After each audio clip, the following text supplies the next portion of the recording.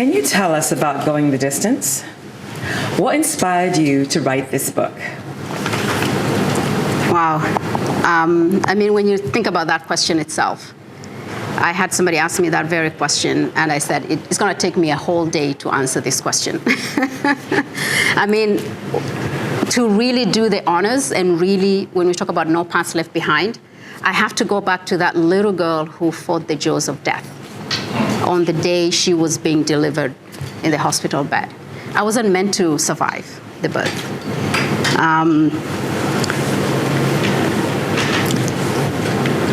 It's good. It's good. It's good. But you did.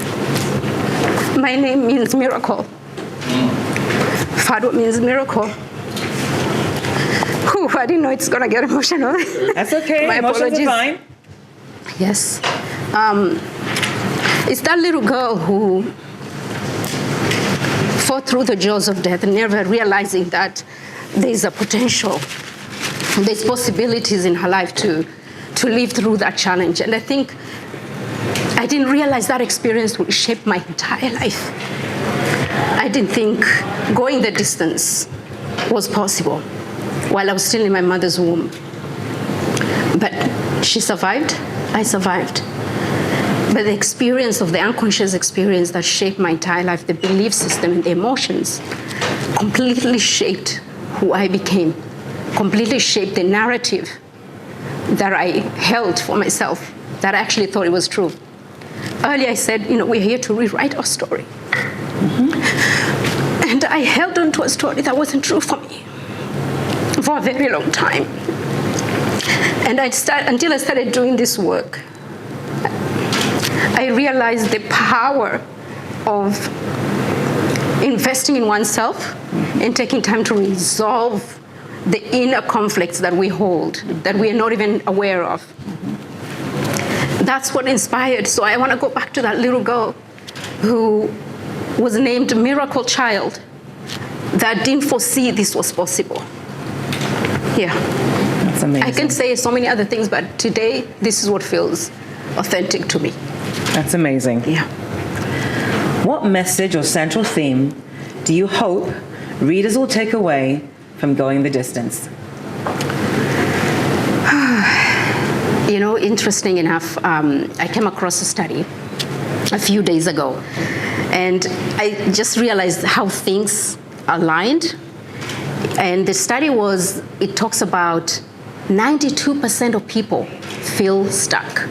They have no clarity in life, no sense of self, and no sense of direction in life. And that resonated with me. 2017, I looked, I was like, oh my God, that was me. That was me. That's the last time I actually felt that loss, no sense of self, no sense of clarity. So I think the one thing that it was very intentional. The one thing I would want the readers to look when they walk away from this book is to have sense of clarity, to have sense of self, to have sense of direction in life, and get away from all the chaos. And these steps that will show. And the theme there is introspection. In every chapter, there's a page. If you have the book, you can see every chapter there's a page that people can actually reflect. So I say, don't rush through the book. Take time. Take time in each chapter, because you will be triggered and you will be required to go deep within yourself to go through that journey. So I encourage, part of that process is introspection. Nice. Yeah. Thank you so much. Thank you. Is there a particular story or chapter in the book that holds special significance for you, and why? So many. There's some stories that I've shared during childbirth, when my mom was delivering, and everything that shaped from there. But I think the one that really ignited something in me was 2017. In 2017, I call it the year of reawakening. The year of reawakening. And I talk about in my book as well. It was that moment where I realized something is off. My 2 kids are here with me. Most of you know I'm a single parent raising my 2 kids. My daughter is somewhere there and my son. But the realization is something is off. I saw my daughter fall And I just stood there still, numb, indifferent to what was happening with her. And that was the moment I asked myself, what happened? Why is it that I'm not feeling any emotion? What happened to the mama bear? Well, you know what happens when you see your child fall? You're gonna run. I stood there and I was still, numb. That realization woke something in me and said something is off. I don't know how long it's been going on. And that realization said something else. And that was, who is Fadhwa? Where is Fadhwa? When did she lose her? And then realizing that even my voice, I remember my daughter saying, your voice is so monotonic, Mama. I lost life in my voice. And that ignited something in me. I've lost the train of question, but this I think the story shares what happened, what ignited that path for me. So from that, I remember going to the doctor, and the doctor, I gave the doctor what I was feeling. These emotions that I've never felt before, this deep sense of loss and loneliness and deep sense of just void. And the doctor said, you seem to have signs of depression. And that shook me. Depression? Fadhwa depressed? Like, come on, Fadhwa is always happy. Fadhwa is full of life. Fadhwa is vivacious. And then he was like, when was the last time you felt that? When did I last feel alive? When did I last feel happy? And that was the moment I made that decision. Okay. Yeah. Wonderful. How did you balance writing this book with your other commitments? As we all want to know. You know, we say that we wear many hats in our lives. It was, I won't lie, it was tough. Like, I didn't know the amount of work and commitment it needed that was required to get this book done. And then as a single parent, so you're working, and then you're coming home, you have another job of parenthood, and then you have this, among other stuff. But I think because I was so driven to really complete it, this was the one that I said, this message needs to get out. Because I saw the impact, I saw the transformation in my clients, and I said, this has to go out. So July 13th, I was planning to travel, going to UK, travel to Africa, and always I've been praying for the past 2 years, time. God, give me time to finish this. And then God gave me time. And July 13th, it was handed to me. Your work has ended. And in that moment, it was like, oh, I didn't take it for a moment in a negative way. I didn't sit there and think, oh my God, my world is gonna crash down, single income, what's gonna happen to me? I looked at it as, God answered my prayer. God answered my prayer. I've been asking for time. I was forced into it. I didn't plan into it. And sometimes when you get too comfortable sometimes, right? So when I go back to that, I think I ended up getting the time to do what I wanted to do. I ended up investing more in going the distance because I had the time to do what I needed to do. So sometimes I think we overcommit ourselves doing so many things that we get lost in it. But time, I talk about it in a chapter. Time is your friend, time is your ally. When you develop a relationship with time, everything else comes into being. Amazing, amazing.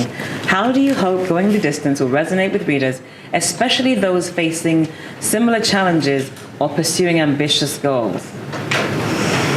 I mean, okay, raise your hand if you don't have a challenge right now. You don't have a challenge, Mama Grace? Happy life, right? We want to know your secret, you know? So you've gone the distance, right? We all have a challenge. There's always challenges that will come. There's challenges that we have no control over, right? I mean, when I lost my job, I'm thinking there, oh my God, what's going to happen? I could have easily gone down the dark side, easily, right?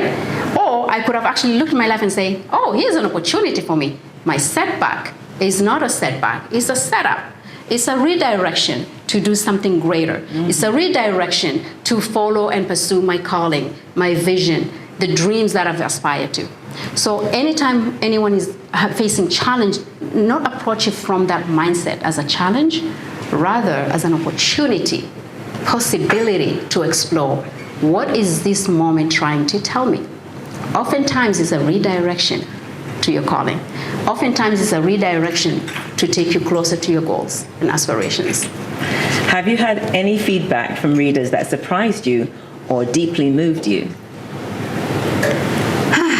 Okay, so without calling anyone here, they know who they are. Just had a conversation earlier, and they did say something happened in their life. Through the conversations that we've had, something changed in their life. I saved their life. Wow. That moment. And this is not just now, it's the messages, the testimonials that you have seen. It's not me, it's the work that I've been given to deliver. It's not Fadhwa just doing, it's the miracle Fadhwa that's doing the job. I had a higher purpose in this earth, and each one of us has a higher purpose. So I truly believe that in the message, using my own experiences, how can I help somebody else? I've gone the distance. How can I help somebody else go the distance? That's amazing. Saving a life through words is. Yeah, and I don't even mean to cut you off, No, Vicky. absolutely not. If you go look at the back of the book, Yeah. and the first testimonial there is from one of my clients. She lives in the UK. She suffered from fibromyalgia. And we did sessions over Zoom. The power that we all have. It wasn't even in person. We did sessions over the Zoom. Couple of sessions. I'm telling you, a few weeks later, she sent me an email, long email, and she actually said that. You literally saved my life. And I haven't felt any pain since our last session.